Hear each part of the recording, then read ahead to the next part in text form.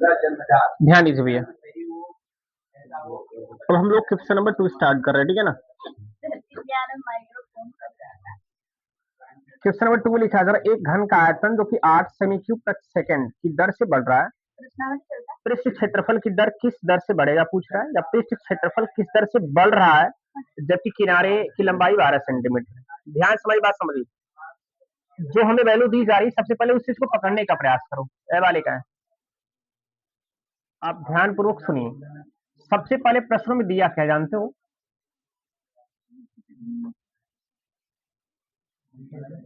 दिया आपसे ये कहा जा रहा है कि एक घन के आयतन 8 सेमी क्यूब प्रति सेकंड करके लिखा जा रहा है ना, इधर ध्यान दे भैया, 8 करके। अगर मान लीजिए यहाँ वृद्धि हो रही किसके, उसके आयतन में, परिवर्तन हो रहा है किसके, उसके आयतन में, यानी डी भी हो रहा है। और यहाँ देखिए ध्यान से, मात्रक को देखकर आप बता सकते हैं कि किसके सापेक्ष होगा। देखो ध्यान से, क्या लिखा है, सेकंड लिखा है ना। अगर यहाँ सेकंड लिखा हो, चाहे मिनट लिखा हो, चाहे घंटा लिखा हो, तो आप समझिए कि समय का मात्रक हमारे पास यहाँ हो जाएगा क्या, dt। इसका अर्थ ये रहा कि हमारे पास dv अपॉन dt का मान दिया जा रहा है। किसका मान दिया जा रहा है, dv अपॉन dt का मान दिया जा रहा है। इसके साथ साथ आपसे ये करा कि हमें जो किनारों, अर्थात जो हमारे पास घन है, उससे किनारों की जो लंबाइयां हैं, किनारों की जो लंबाइयां हैं वो बताया जा रहा कितना, 12 सेंटीमीटर। ये हम लास्ट में लिखने वाले हैं, ठीक है ना, लास्ट में करने वाले। अब हमें ये कहना है क्या इसका हल जो होगा, सबसे पहले आपसे ये कहा कि जो हमारे पास एक घन है, उसके आयतन में क्या की जा रही, वृद्धि की जा रही है। और वृद्धि कितना है, आपको 8 सेमी क्यूब प्रति सेकंड दिया था। और आपसे पूछा क्या जा रहा है, आपसे पूछा जा रहा है कि इसके क्षेत्रफल में, अर्थात इसके पृष्ठीय क्षेत्रफल में, इसके पृष्ठीय क्षेत्रफल में अर्थात डीए अपॉन dt का जो मान है वो निकालना है। यानी किस दर से इसके क्षेत्रफल में परिवर्तन होगा, इस दर से इसके क्षेत्रफल में क्या होगा, परिवर्तन होगा। अब ध्यान दीजिए आप, हमें सबसे पहले जो दिया है ना वो चीजें क्लियर कर लेते हैं। हमें क्या दिया जा रहा है, अगर आयतन दिया जा रहा है तो हम आयतन सबसे पहले आयतन वाले फार्मूले से यहां से निकालेंगे, किसी किसी का मान जरूर पता चलेगा। अब हमारे पास घन जो है, उस घन की सबसे पहले क्या निकालेंगे, लंबाइयां हमें नहीं पता है, उनके किनारों की लंबाइयां पता है क्या, नहीं पता है। तो वो मानेंगे कि माना, आप चाहे घन बनाकर यहाँ समझा सकता हूँ आपको, और आप ऐसे भी समझ सकते हैं कि माना घन की भुजाएं भी आप लिख सकते हैं। घन की भुजा को अगर मैं मान लेता हूं कितना जानते हो, x सेंटीमीटर माना, क्या माना, x सेंटीमीटर। अगर यहाँ आयतन दिया है तो हम घन का आयतन करने वाले हैं। तो घन का आयतन सूत्र क्या होता है बताइए, क्या होता है, भुजा क्यूब होता है। और आयतन को मैं v से लिख सकता हूँ, v बराबर हमारे पास भुजा का मान अगर x माने तो x क्यूब हो सकता है कि नहीं। अब यहाँ ध्यान दीजिएगा कि हमें जो इसके आयतन में वृद्धि करनी हो किसके सापेक्ष, समय के सापेक्ष।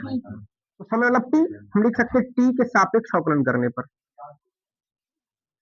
t के सापेक्ष अवकलन करने पर।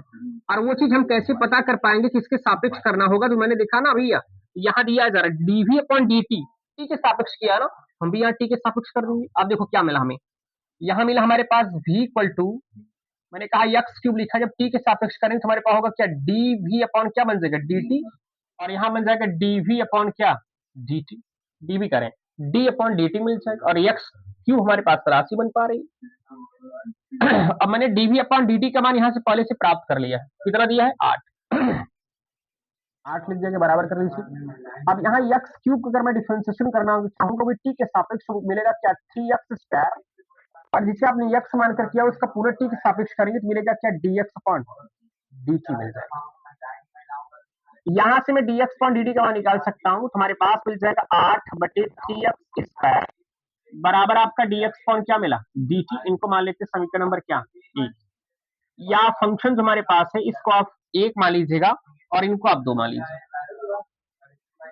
अब यहाँ करना क्या होगा, ध्यान दीजिए dx अपॉन dt का मान मिल चुका है। अब dx अपॉन dt का मान निकालने के बाद क्या करना होगा, अब ध्यान दीजिए, हमें निकालना है क्या, हमसे पूछा है, क्षेत्रफल पूछा है ना, तो क्षेत्रफल निकाल लीजिए। तो घन का क्षेत्रफल आप लोग पता है क्या होता है, घन का क्षेत्रफल क्या होता है बताइए, घन का क्षेत्रफल अर्थात हमारे पास कुल पृष्ठीय क्षेत्रफल क्या मिलेगा बताइए भैया, 6 इंटू आपका भुजा स्क्वायर होता है। और भुजा का मान हमारे पास x से क्या लिखेंगे, x स्क्वायर हो जाएगा। क्षेत्रफल हमारे पास a बराबर हमारे पास 6x स्क्वायर मिला, मैं यहाँ टी के सापेक्ष अवकलन करना चाहूंगा तो हमारे पास मिलेगा क्या, D A upon D T मिल जाएगा, और यहाँ होगा D upon D T 6x² हो गया। अब हमारे पास ध्यान दीजिए, D A upon D T हमें फाइंड भी करना है, यहाँ पर इनका डिफरेंशिएशन करेंगे 6 दूनी 12x मिलेगा, और x का पुनः अवकलन टी के सापेक्ष करेंगे क्या मिलेगा, D x upon D T.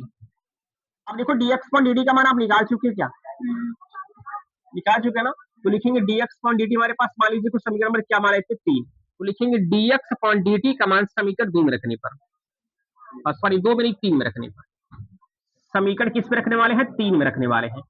तो समीकरण 3 हमारे पास क्या है भैया, D A upon D T है, तो लिखेंगे D A upon D T बराबर 12x मैंने कर लिया, और यहाँ D x upon D T मान क्या निकाला, हमने निकाला 8/3x²। देखा, एक x से एक x कटेगा, 3 एक का 3, 3 चौके 12, हमारे पास मिला क्या, यहाँ डी अपॉन डी टी मिला भैया, यहाँ मिला 8 चौके 32, मैंने 32 कर लिया, बटे हमारे पास क्या बच रहा है, x बच रहा, तो मैंने x को x लिख। अब यहाँ हमारे पास जो कोने की अर्थात किनारे की लंबाई वो क्या दिया था, 12 सेंटीमीटर, तो यहाँ रखेंगे x बराबर 12 सेंटीमीटर रख दीजिए आप, तो हमारे पास मिलेगा डी अपॉन डी टी बराबर 32 बटे हमारे पास क्या मिला, यहाँ 12 मिल जाएगा। अब ध्यान दीजिए, इनको तो हम सॉल्व करेंगे ही, लेकिन आप ध्यान दीजिए मात्रक लिखिए, यहाँ ए हमारे क्षेत्रफल क्या, सेमी स्क्वायर, और यहाँ इसका मात्रक क्या हो जाएगा, सेकंड। इनको सॉल्व करने पर मिल जाएगा डी, अच्छा एक काम करें, सरलतम में कर दीजिए, किससे कटा दें, 4 से, 6 से कटा दीजिए, 6 से, अच्छा 4 से कट जाएगा, 6 से नहीं कटेगा ना, तो 4 से कटा दीजिए, 4 दिया और 4 ठीक, तो डी अपॉन डी टी हमारे पास क्या मिला, 8/3 सेमी स्क्वायर प्रति सेकंड, तो ये हमारे पास उस घन के क्षेत्रफल में होने वाली वृद्धि 8/3 प्राप्त होगा। ठीक है ना, नोट कर लीजिए।